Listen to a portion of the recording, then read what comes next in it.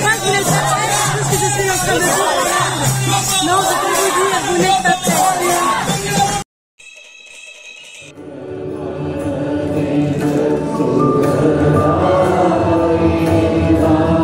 Coucou à vous qui êtes derrière votre écran, j'espère que vous allez bien. Je vous accueille sur cette vidéo les cheveux mouillés parce que je m'apprête à aller à mon deuxième CEVA depuis que je suis arrivée, donc un CEVA de peinture. Moi c'est mes petits cosses là qui m'ont fait la misère, j'ai des points, hop là, absolument partout. Hop, je monte ma cuisse, ma jambe, et ça continue, ça continue, ça continue. Il n'y a pas à dire, je suis punie d'avoir essayé d'avoir un CEVA qui me convenait. En plus, il ne me convenait même pas, puisque j'ai eu ces points de piqûre de moustique, parce que, grosso modo, au lieu de me faire de la peinture, elle m'a fait faire du ponçage de bois. Ouais, vous avez bien entendu. Elle m'a fait poncer du bois. Vous savez, un peu comme des petits bâtons de chavanne. D'ailleurs, ça m'a fait sourire en termes de synchronicité. Bref, donc j'ai poncé du bois. Avec mon asthme, j'ai tenu 1 heure. Bref, j'ai quitté le CEVA. Voilà, mauvaise élève.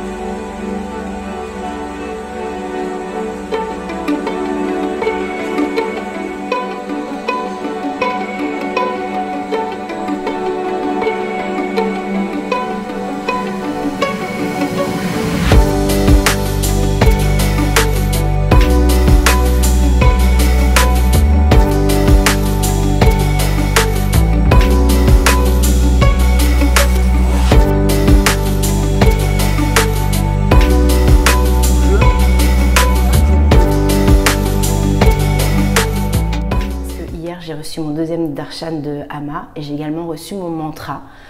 Donc tout ça, ça m'a pas mal déboussolé, c'est pas le mot, mais voilà, j'ai un besoin de digestion parce que du coup, c'est vrai que ça fait faire un pas supplémentaire dans son chemin spirituel. J'ai un petit besoin de prendre un petit recul comme ça.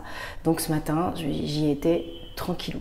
Recevoir un mantra personnel de la part d'une figure spirituelle qui est encore vivante, ce n'est pas un acte anodin.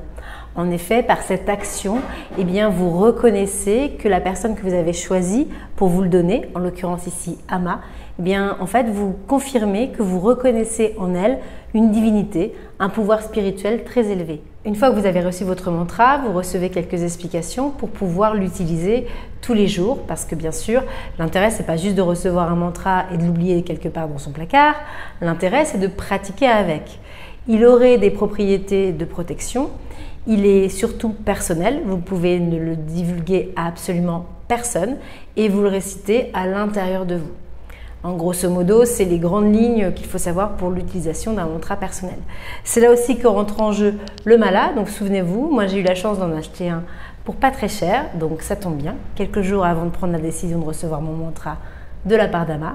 Et en fait, eh bien, chaque petite bille va servir en fait pour vous savoir où vous en êtes dans votre nombre de mantras récités, sachant que le chiffre magique dans ces cas-là, c'est 108.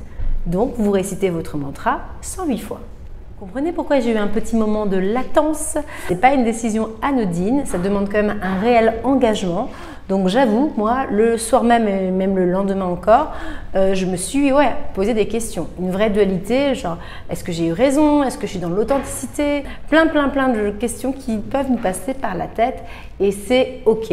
Mais je voulais vous les partager en toute transparence. Mais revenons immédiatement à l'outfit de ma vie en ashram. Au niveau de l'outfit du jour, on ne voit pas très bien parce que j'ai trouvé comme j'ai pu un petit support, mais grosso modo, je porte une robe de plage avec un t-shirt par-dessus. Je ne l'aurais jamais porté comme ça dans mon quotidien, mais ici, je vous rappelle les codes, pas d'épaule dénudée, pas de décolleté. Pas mal de tenues qui ne correspondent pas. Donc là d'ailleurs, pour l'ashram, je rajoute une tunique supplémentaire par-dessus. Parce que déjà ça fait un peu plus habillé et parce qu'aussi elle n'est pas transparente mais je sais qu'elle n'est pas non plus hyper méga opaque, donc d'avoir une couche supplémentaire, on va dire ça va m'éviter de me sentir mal à l'aise à me poser la question si oui ou non, en gros, on voit mes fesses. Mais normalement, ça devrait le faire.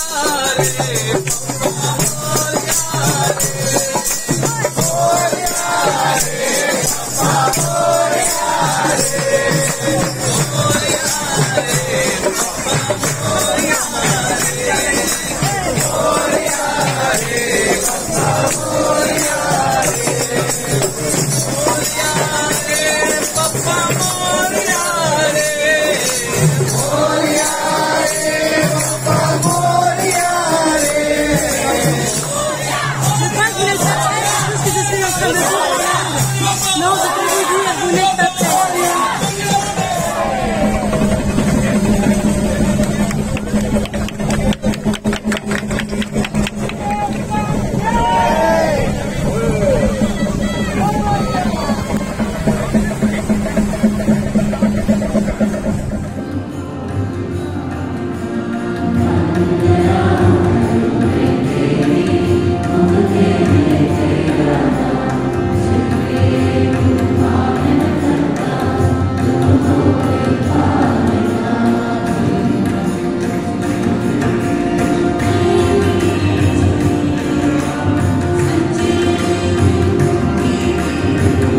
C'est vraiment une chance incroyable que mon voyage en Inde tombe au moment des festivités de Ganesh et d'Oman.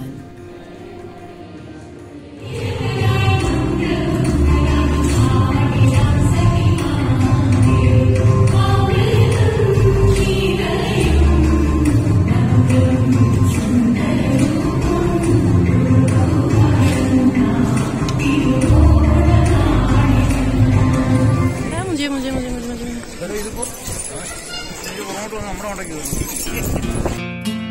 Je rends visite à Lakshmi dès que je peux et je suis très contente aujourd'hui de l'avoir parmi nous.